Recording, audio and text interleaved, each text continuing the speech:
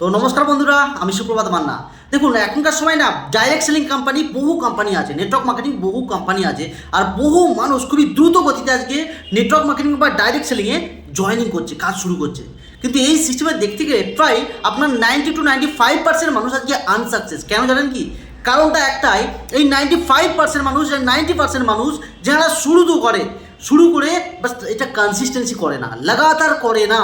হয়তো প্রথম কিছুদিন শুরু করে 1 মাস 2 মাস, বাট যখনই কিছু মার্কেট থেকে নেগেটিভ কিছু আসছে, অনেকে বলছে এটা হবে না, এটা ভালো না, তোর দ্বারাই হবে না, এই নেগেটিভ কিছু শুনতে শুনতে এনারা কিন্তু বীজখানে মানে মধ্যিখানে কুইট করে ফেলে। আর এনারা এই জন্যই কিন্তু আনসাকসেস হয়।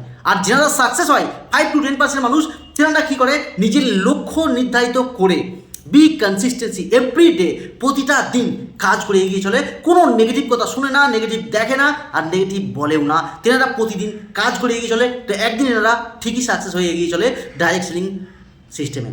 তো নিজের স্বপ্ন পূরণ করার জন্য আপনি যেই প্ল্যাটফর্মে কাজ করছেন, সঠিক একটা প্ল্যাটফর্ম দেখুন, সঠিক একটা আপলাইন খুঁজুন, আর আপনি সঠিক একটা মেন্টরকে ফলো করে এভরিডে কাজ করে এগিয়ে চলুন। তো আপনিও আপনার ডাইরেক্ট সেলিং কোম্পানি থেকে সফলতা অর্জন করতে পারবেন। ধন্যবাদ, নমস্কার।